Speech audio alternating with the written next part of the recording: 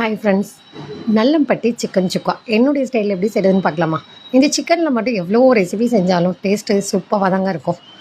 கடாயில் தேவையான அளவு கடலெண்ணெய் இல்லாட்டி நல்லெண்ணெய் ஊற்றிக்கோங்க. அதில் சோம்பு, ஜீரகம், பெரிய வெங்காயம் ஒரு வெங்காயம், வரமிளகாய் அதில் ஒரு காரத்துக்கு தக்கன நான் இதில் ஒரு 7 மிளகா போட்டிருக்கேன்.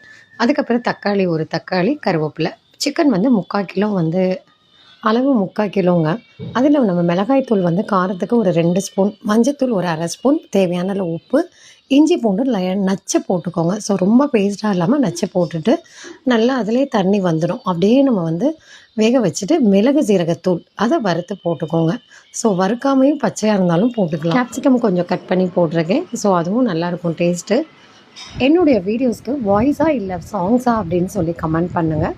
ஸோ உங்களுக்கு எது ஓகே அப்படின்ட்டு அடுப்பை ஸ்லிம்மில் வச்சுட்டு நம்ம அப்படியே மூடி போட்டு மூடிட்டோம்னா போதும்.